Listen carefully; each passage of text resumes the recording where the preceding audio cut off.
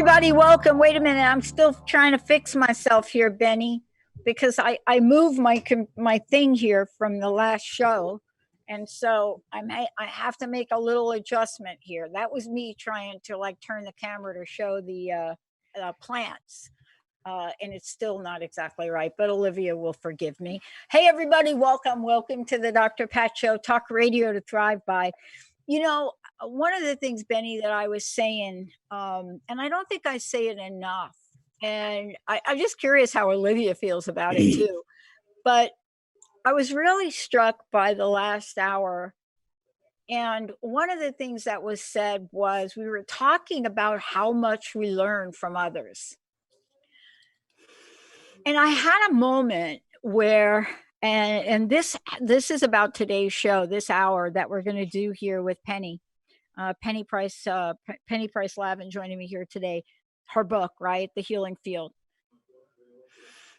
I started to think about who I was 16 years ago, and so Benny and I have been together since day one. Right? Not the very first show I ever did, because I was on an internet network before that. That's why they call me a pioneer of podcasting. Do you like that, Benny? Pioneer, Patty Podcaster, somebody called me? I like it. You got the alliteration. I mean, but like, honestly, we didn't call it podcasting. What did we call it then? Archives. But now it's podcasting. And I was struck by this 16 years. Benny and I, 16 years. And somebody asked me, how much longer am I going to keep doing this? And this is so related to Penny's book. And here's why, everybody. If somebody didn't point out to me that I've been doing this 16 years, because we have to do that for media. Anytime you have a guest like Penny come on the show, the people that, help her with the book and publish it, they want to know, like, who the heck are you? How long have you been doing it? Because they're very protective of their authors, and rightly so. So I don't think about it until I think about it. But somebody, Benny, asked me an interesting question about both of us. And it really is, it's smack right out of Penny's book. And they said to me, have you and Benny learned anything? Like, what have you learned in 16 years? And I really just looked at them like, where do I begin? Like, do you have about a decade for me to talk about that? But one of the things I've learned about this journey, and especially this journey with you, Benny, is I've learned to be a better person than I was 16 years ago. And that doesn't mean that you don't have differences, because I got to tell you, Benny and I, we can go at it. It is like, ain't no like tomorrow about that. But what did I learn about myself, and learn about humility, and learn about compassion, and learn about understanding? And what did I have to heal to get there? So am I the same person I was 16 years ago? I think at the core I am. But I think I'm a better person to do better things in the world, because part of this is I've learned after 16 years and today's interview, and somebody said I'm coming up on 10,000 shows. I've learned about healing. So when I get a book like the one that Penny wrote, and I'm going to tell you all about her. When I get a book like this, 16 years ago, I would have had some idea about what we're going to talk about and the power of it. But I will tell you today that what I've learned about Penny's body of work, what she's bringing into the world, what we're talking about when we say light, and we talk about healing touch, and we talk about the healing field. It is an understatement what Dr. Oz said about healing and energy. Because if we needed anything right now, it's Penny to be on every major broadcast channel and network in the world immediately. Wow. Thank you. That's Thank you. why we keep doing this. Penny, it's so great to have you here. Thank you for that introduction. Look, it is hard, and I've gotten better at it.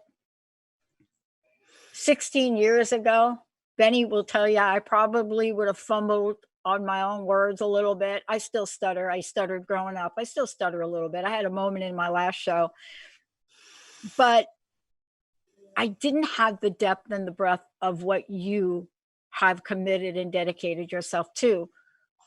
But when I got sick 6 months after this, physically, mystery disease, everything changed for me. And I want to ask you, something in your life had to open up for you to write a book like this and to say yes to your life work. What are some of the challenges? What are some of the obstacles that you had to go through, get past to bring you to this very moment, Penny? The book really springs forth from my work in media. And I've been in media all my life. I mean, I was part of the team that helped launch Good Morning America. And then I was a producer with Geraldo Rivera. And I was the body, mind, and spirit and investigative reporter when I worked with him. And I brought in on, Deepak Chopra, and we did spoon bending, and I taught the audience. We taught the audience how to do meditation, and I brought on people who had met angels and been to Medjugorje and had gotten healing. So I've been bringing forth this kind of work that I would call the next step. And people used to call it New Age, but it's not New Age. It's things that have been around a long time that are just really recently getting discovered. One of the things about that, just a segue for a moment, Sure. it used to be that the knowledge and the secrets were held back, and nobody knew them other than the priests and the kings and the inner circles, and nobody else knew them. And they were really afraid if the mass got to know information that what would they do with them? And one of the things I find so interesting is that many, and I'm sure you know too, you've heard it, many spiritual teachers in the last century and before that talked about that this is the age that the secrets would be revealed. Like in the Kabbalah, it used to be just the priests knew that information. And now, you can look anywhere and there's teachings on Kabbalah all over, it's really out there. So what is this information? Because this is the time for us to bring forth this information. And we know that information is knowledge and information is power. And what I am dedicated to all my life is to empower people, to really go to that place inside of them and help them be empowered, help them get beyond whatever. We all have things that are limiting us. We all have our issues. We all have our stuff.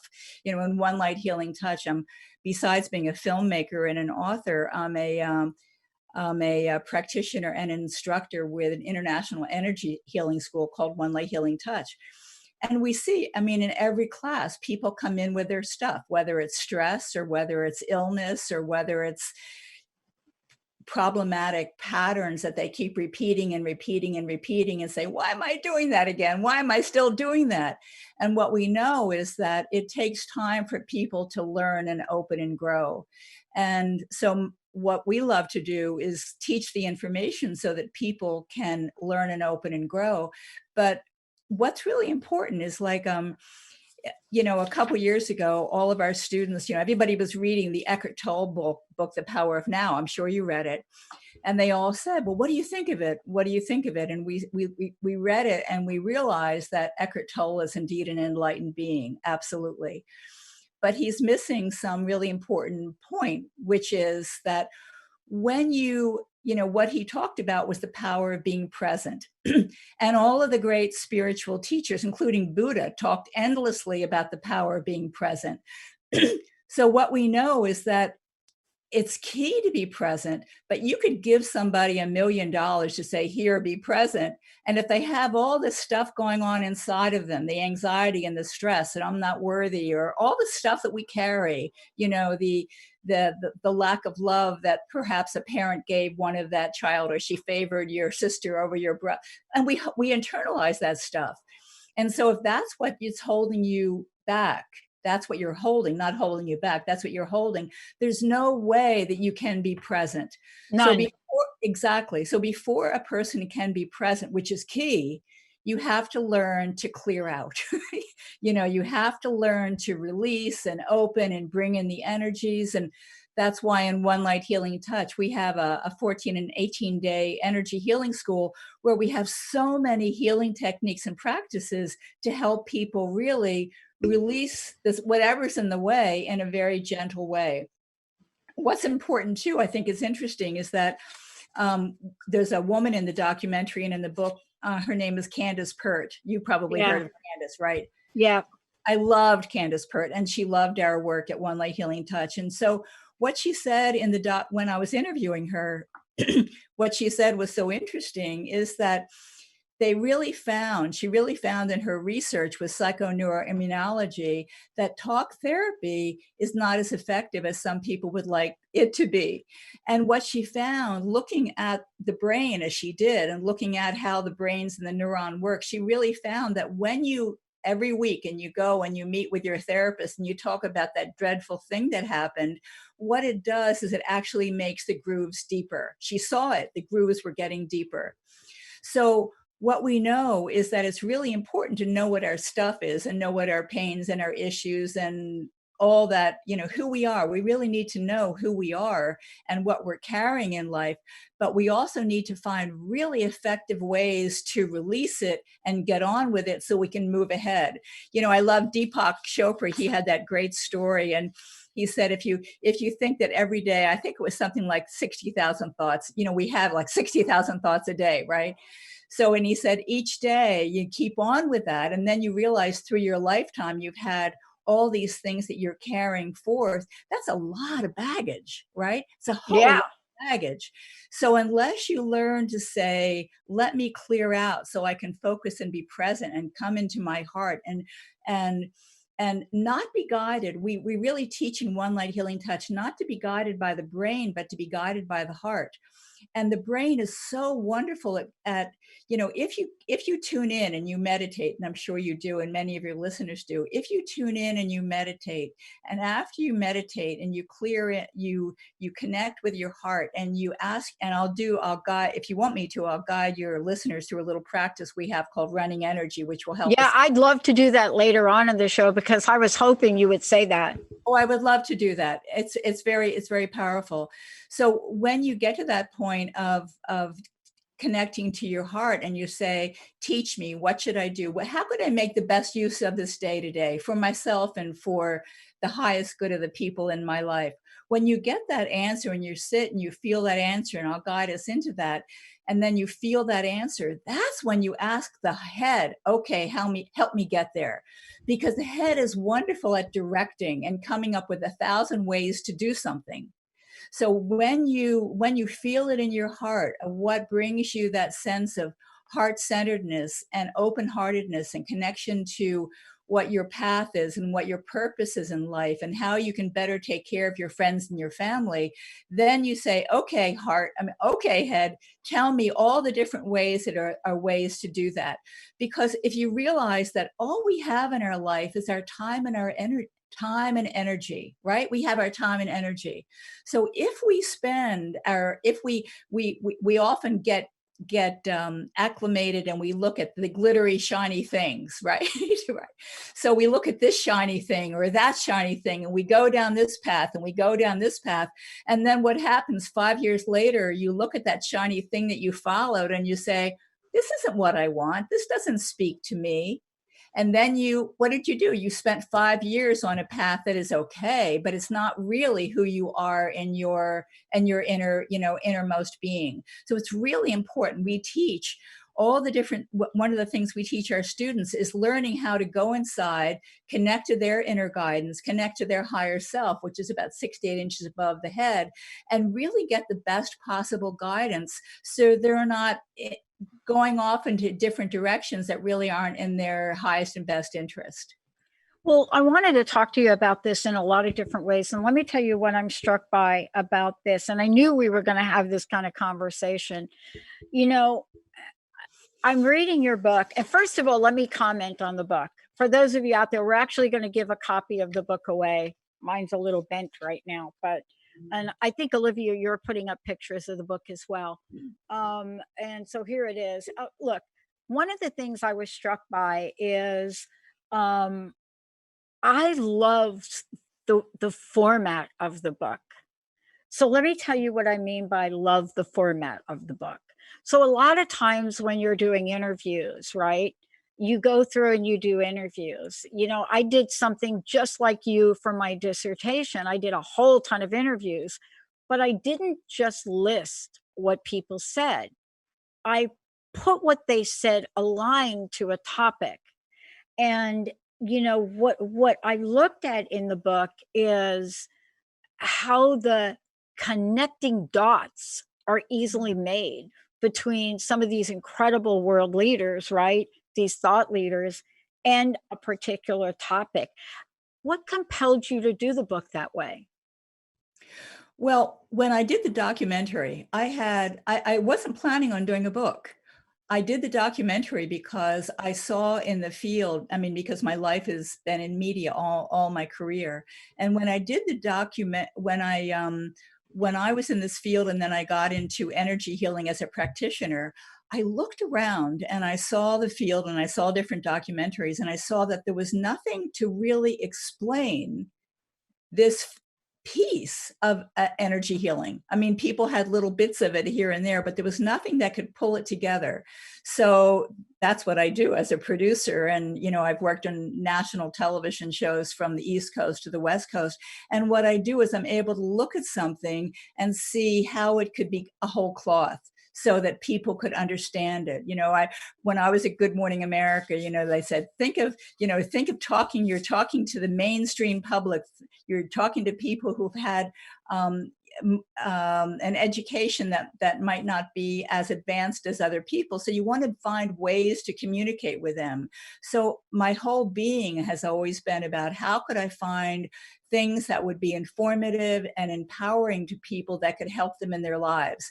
So when I did the documentary and I found I did the research and I found these wonderful people that are in the documentary, and Bruce Lipton and Lynn McTaggart and Candace Pert and Beverly Rubik is amazing. She is one of the leading people in the world that does research, actual research and studies on energy healing. She's so lovely and she's brilliant, and she's on the West Coast in San Francisco.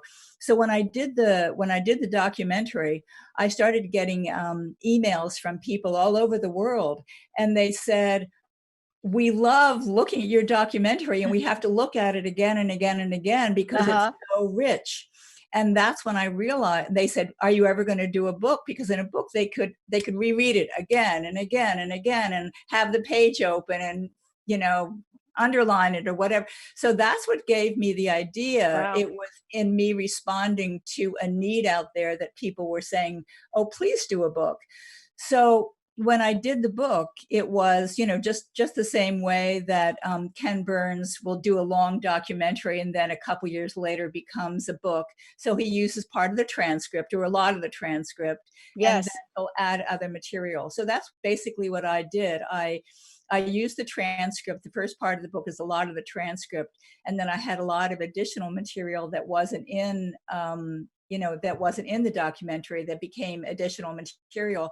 And then I wanted to really go into depth with the practices, because my whole goal is to give people practices so that when whatever page they open up, whether it's energy healing or mental imagery or qigong or sound healing, they can say, oh, let me do this one today, or let me do this one tomorrow, or let me give this one.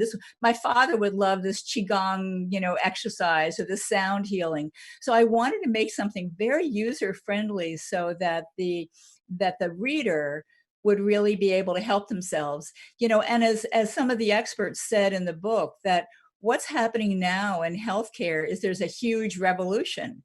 And what's happening is that we've had all of this development in science and medicine, but what's happening now is that self-care is becoming to the forefront. What can people do themselves? So rather than being sick and saying, oh my God, I'm helpless, I need to see someone, you can still see someone, but also take the first steps, take your first steps in what you can do about it. What is your diet? What is your exercise? What supplements or what drugs are you taking, or begin to do the research on, there's so many drug interactions that really cause harm to people. Begin to take the initiative for yourself. And as Beverly Rubik said, it's all about self-care. And Hyla Cass said that too, and she's a well-known holistic psychiatrist.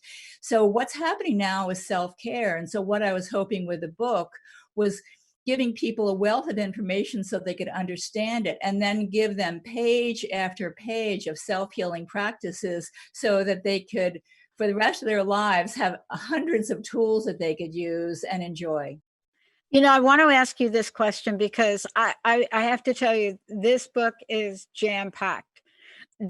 I've gone through it 3 times now, and every time I go through it, I see something else, and I kind of go like, huh, wow, right? Wow. How did that happen?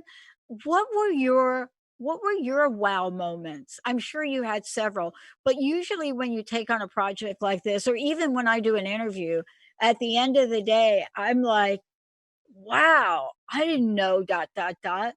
Did you have a few of those moments? Yeah, there were two I'd love to. Well, there were so many because Right. I was really so involved in the book, and I found it fascinating. So I wanted to bring. If I'm fascinated, I wanted to bring that information to other people. But when Beverly Rubik talked about psychoneuroimmunology, about how emotions affect our health, that was a wow. And what if your readers or viewers, or readers, your viewers, your listeners, right? If they don't understand.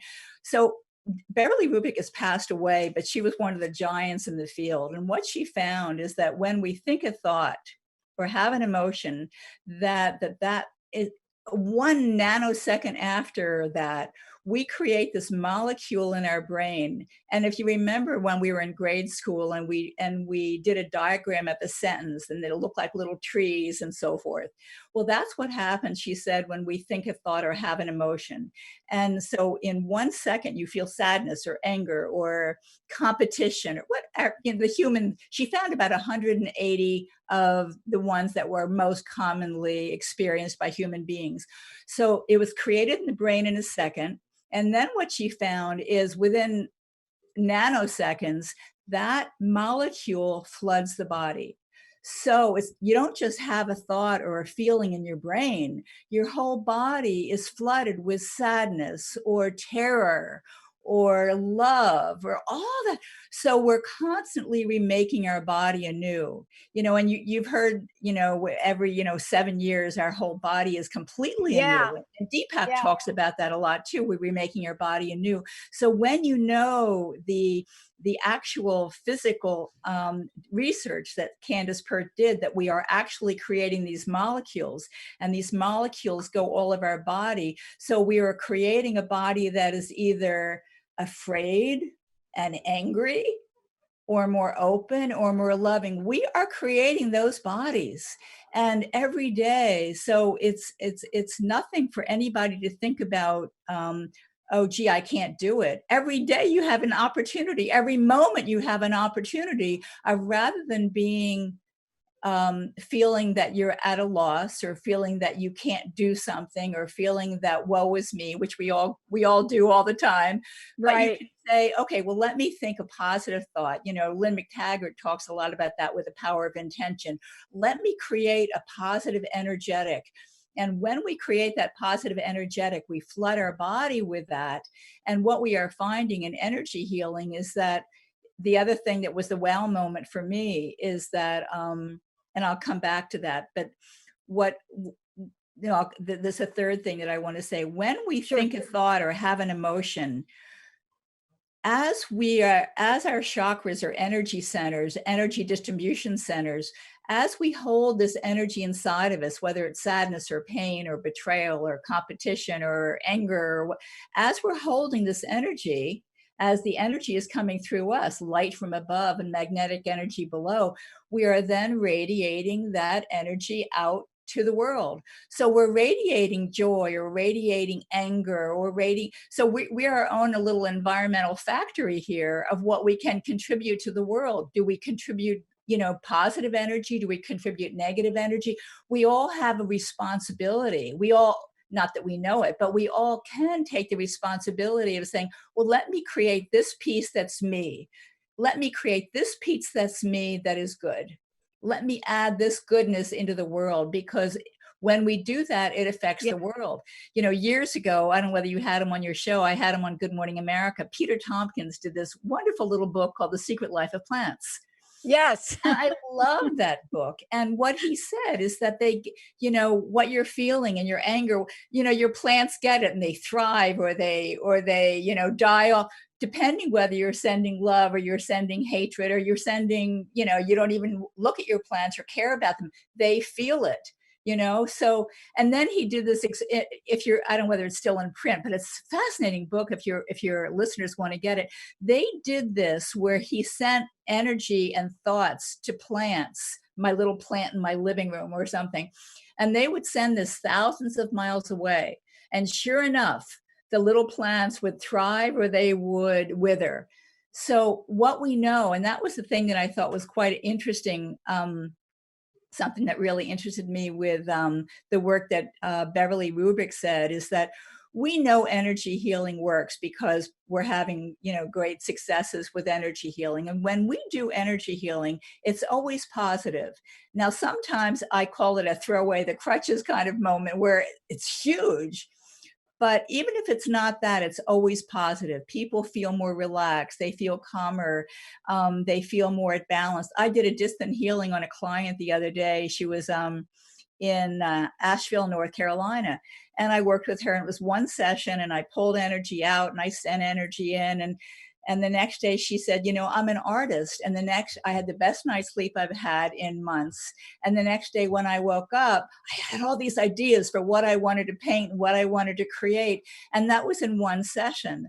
So when you work with energy healing, and this is what I want to mention about Beverly Rubik, what they found is that energy healing works. And so places all over the world are studying, well, why does it work? I mean, what is energy healing, And what she found is that when they tested for magnetic resonance, it registers.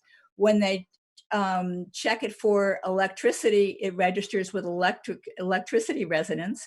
When they check it for photon, which is light energy, it registers with light energy. And then she found many higher frequencies. So when people work, and what we say about energy healing is anybody can do energy healing, but it's like chopsticks. Anybody can play it in 10 minutes, but if you want to play well and you want to play Beethoven, you need some practice and you need some teaching. So that's what we like to do. And to those people who, whether they want to heal themselves, or whether people come to us and they say, I want to learn, I want to be an energy healer, and I want to work on other people. And I want something that's gives me more tools than there's some energy healing methods out there that are very basic, that are wonderful, but most people come to us because they want some more advanced tools, which we give them. So when people learn how to do that, and they learn how to heal other people, the amazing thing is that when you're running the energy through you and you're working on other people, you're always getting a healing as you're giving a healing. I mean, I used to say, when I first learned this years ago, I said, it feels a little strange charging people for sessions, because I'm always getting a healing when I'm giving a healing, because you can't run the energy and give the healing, whether it's long distance or whether the person is right there in your office, without you receiving the energy. So you're bringing up magnetic energy and light energy and these higher energies.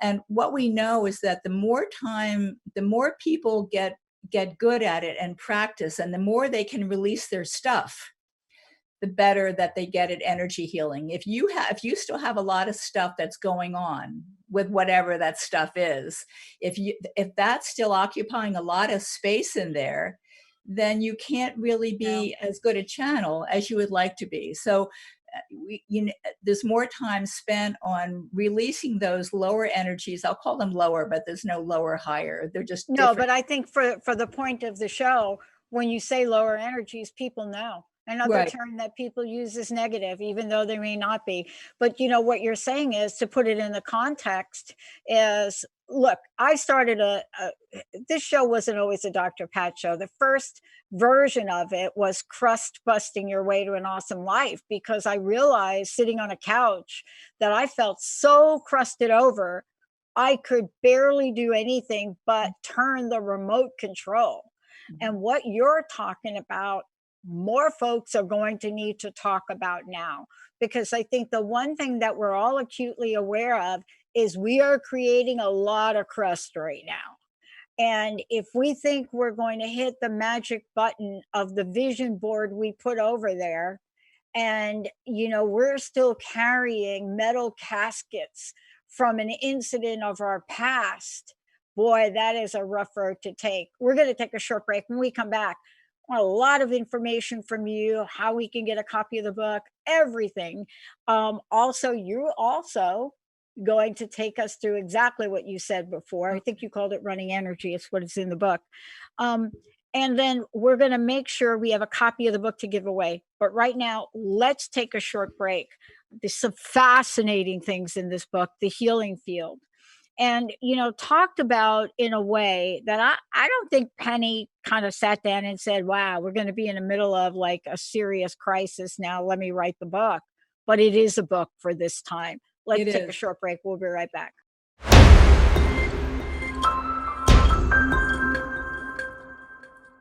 Hey, everybody, welcome back. You know, it's really fascinating.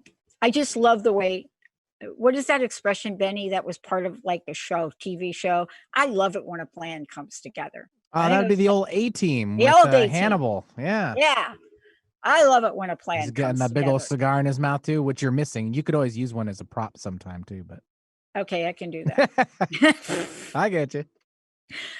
So here we are, we're talking with Penny. And Penny, we're going to get your website information about the book and anything you want to share. And Benny, we're going to give a copy of the book. The book is called The Healing Field: Exceptional Healing Practices to Change Your Life. And what I said and what Penny was talking about was, when you go through the book, you know, you go through and there are different aspects of a journey. Let me call it that. A healing journey, a life journey, but there are different aspects. And so when you get to that point, and there are various of them, you get to hear from each of the people we just mentioned, right?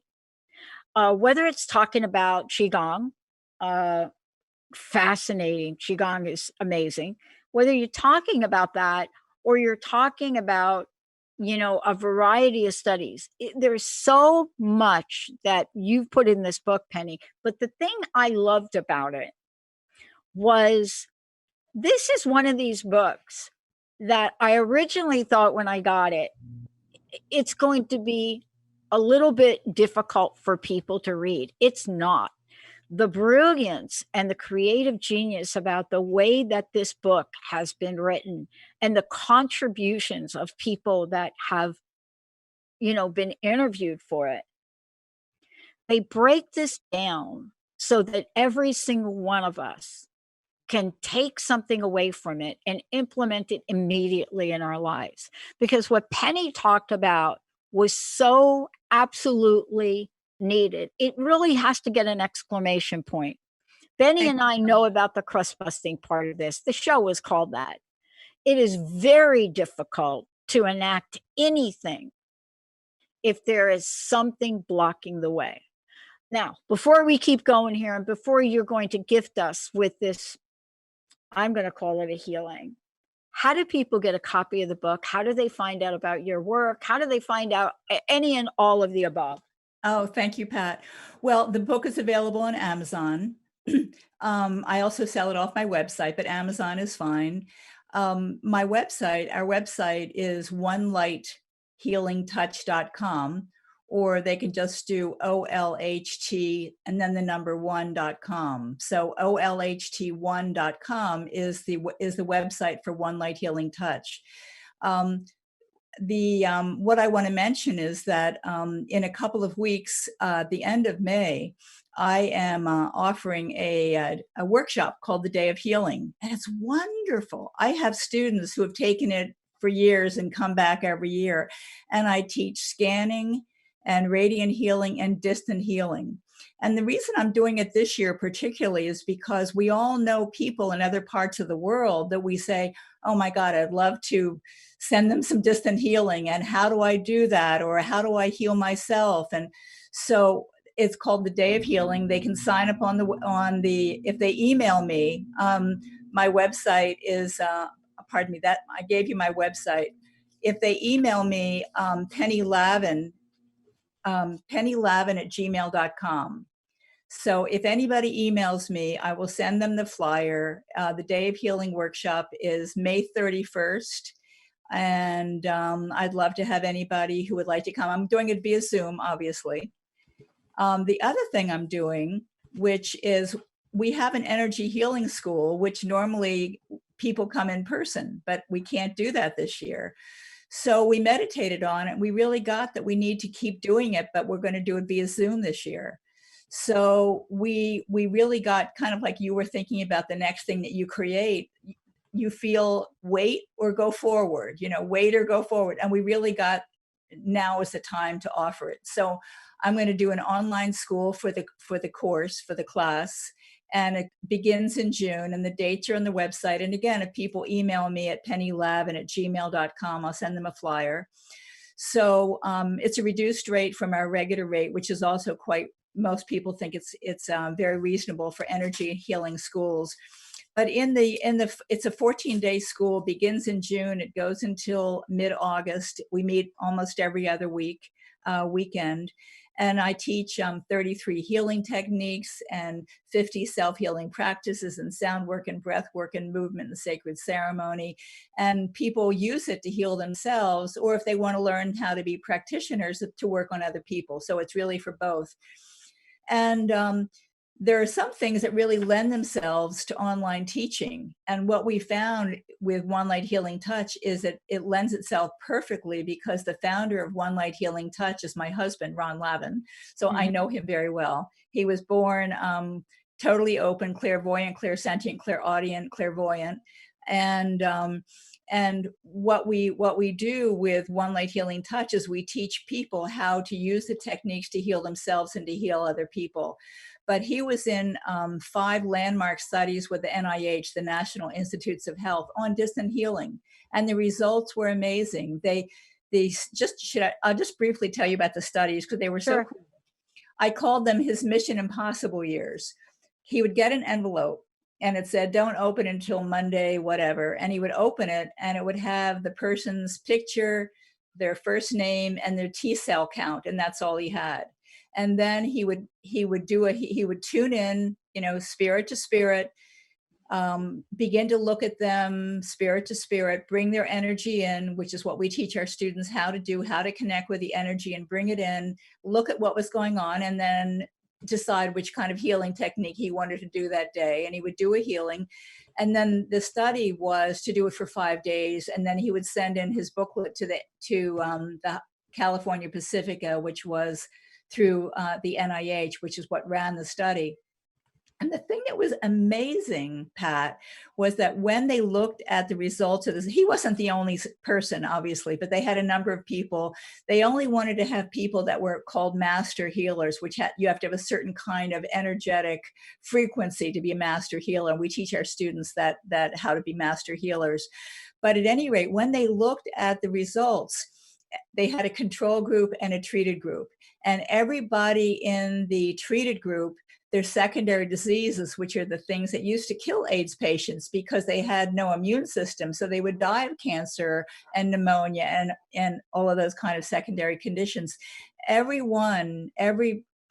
patient in the treated group, their secondary diseases either went away entirely or went away by a significant amount. And significant amount in medicine means something. So their moods were better, their needs for drugs was less, their hospital stay was shorter, Wow.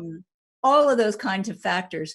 And then when they looked at the healers like Ron, when they looked at him saying, well, I worked on John on 10 o'clock on Monday morning, and this is what I did. They then looked at the patient because the doctors and the patients didn't know who was chosen to be in the treated group. They just knew that they had allowed themselves to be considered to be part of the study. So, but they didn't know who was actually in the study because it was double-blind study.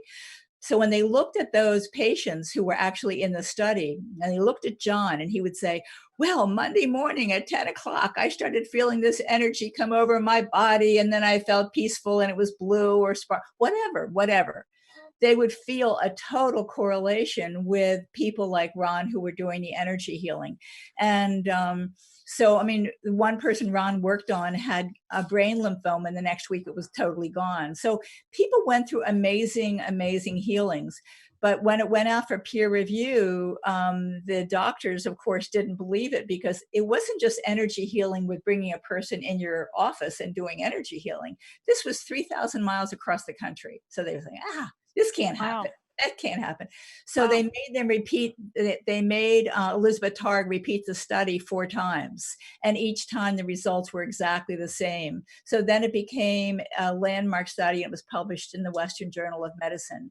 So one of the things that we teach in One Light Healing Touch is we love teaching One Light long distance healing because that's something we also know, a lot about. Our graduates, of course, know how to do healings in person, but they know how to do distant healing. So in that workshop at the end of May, I'm teaching distant healing. And of course, we cover it in the school coming up in June. So anybody who wants to come, everything now is via Zoom. We were guided when we checked in about, should we do this now? We were really guided that now is the time to do this. And what we feel, Pat, and this is on a very deep level, we feel that now is the time for people to go inside and sort out, clean out your closets, take care of what food you're eating or what exercise you're not doing, and begin to take care of every single thing that you can take care of in your life. If you need to make amends and call people or write letters, do it. Take care. Yeah. Every single thing and every way in your life that you need to clean it up, clean it up. Because when we're coming out of this, we need people who have insight and knowledge and self-awareness and a heart-centered approach to things, because we are going to come through this, but we need people to be more balanced and more in a state of, so they can do the greatest amount of good. So what we teach people in the school, one of the things we teach people is that each one of us has a way of knowing, clairvoyant, intuitive knowing. So some people feel it in their gut. They don't know why, but they just have to do something and they feel it in their gut. Some people are clairvoyant. They actually get a vision. Some people are clairaudient, where they actually hear a voice, which I've had that happen a few times. And some people are claircognizant, which is like me. Like, I don't know why I have to do something. I just have to. It's right there. Yeah, exactly. I just have to do it. And the reason that this is really important is because we can really get stuck with all kinds of things coming at us, or we're in a dark road at night and there's a fork in the road and we have to decide where to go and we don't have our phones and there's no GPS. You've got to tune in and know what should you do. You have to learn how to do that. And with more chaos happening in the world, you have to be able to sort out that stuff so that you can tune in and say, this is the path that I need to take. And that's what I try to do with the book, and that's what we do in the teaching. Well, we have about 5 minutes left. I hope you will be able to help us here and do an exercise. I'll be happy to do that. I would love for you to do it. Thank you so much, Penny. Oh, you're welcome, Pat. And so the documentary is called The Healing Field, Exploring Energy and Consciousness, but the book is called The Healing Field, Exceptional Healing Practices That Change Your Life. So just for your viewers and listeners, that I have a different subtitle there, but it's the same and much more extended material. So what I'd like your listeners to do is just close your eyes and breathe and come into your body. And now I'd like you to create a white puffy cloud right above your head, cumulus cloud. And I'd like you to begin to release all the thoughts that are running around in your brain. Breathe and release, let go behind your ears. Breathe and release and send those thoughts running around, send them up into the cloud. Breathe and release and let them go. Another breath, breathe and release all those thoughts. You can come back to those thoughts later. For now, just let them go. Breathe and release into the cloud. And now I'd like you to send that cloud up to the sun, let it be destroyed and recycled. And come down, bring your awareness down to your feet and cut your grounding cord under your feet with your invisible knife or invisible feather. And we all have a grounding cord, other we'd be sailing off into space. So just take my word for it, it's there. And I want you to create a new grounding cord and think of the roots from a tree. So that's what we're doing. So send that grounding cord from the bottom of your feet, bottom of your spine, and send it down into the soil, just like the roots from a tree. And send it down through all the layers of rock and soil, down into the core of the earth. And I want you to anchor into the core of the earth. And every time you do this, begin to feel more and more grounded down into the core of the earth. You can't be present and you can't do healing work unless you're grounded. So learn to practice grounding. Send it down. And now bring your awareness, come back to your head, work your way down your body, and now release on a deeper level any tension or stress in your head. Breathe and release and send it down the grounding cord. Let it be sent down into the core of the earth. And your torso, any tightness, any tension, send it down into the core of the earth. Let it go. And your legs, feel into any tightness in your legs, thighs and knees and calf. Breathe and release, send it down into the grounding cord, let it go. And you want to consciously send it down into the earth, into the grounding cord, so you're not just releasing energy into your field like a little, in the Peanuts cartoon, where little pig pen, so it follows you around the day, but consciously send it down. Okay, now connect to a divine light right above your head. See that sun, that beautiful divine solar being radiating and pulsating. And say hello to that divine energetic. And now invite the divine light down. Open your crown chakra at the top of your head and let the divine light pour through your brain and head, through your eyes, down your jaw, down your throat, down your shoulders, arm and hand and fingers, palms up. Let it just flow out your palms and fingers. And let the divine light now pour down into your torso, through your heart and lungs. And with this virus, it's affecting the lungs. So let's bring this divine light into our lungs. You know what the lungs look like, or if you don't, get a picture of anatomy and use your visualization. It really helps. Bring that divine light into your lungs, cleansing it, cleansing your lungs. And now let the divine light pour down the rest of your torso, your midsection, your lower torso, your intestines, and down the left leg, left foot into the grounding cord, right leg, right foot into the grounding cord. And then bring that light through and just open and receive the light. Let it wash through and pour through every cell. And be aware of the divine light coming down your arms and hands, and put your hands on your heart. Your left hand on your heart chakra, your left hand on your heart, your right hand on your heart chakra, and send that divine light right into your heart, giving your heart chakra a healing. Your heart, send that light right into your chest. Let it pour through your clothes and skin, deep into your torso, into that chest area.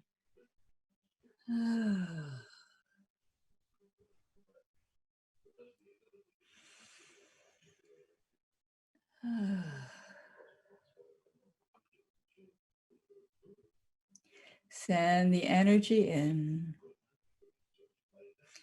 And now bring your hands back to your thighs now and drop right down into your heart and say hello to your heart. Ask it to open like the petals of a flower. You're talking to your heart chakra, the center of unconditional love for your being, and feel that love. Mm-hmm. And ask your heart for a message. What message do you have for me today, O heart of mine? What would you have me know? And listen. You might hear the answer immediately. You might hear the answer later in the day, but just be aware it will come. Give yourself permission.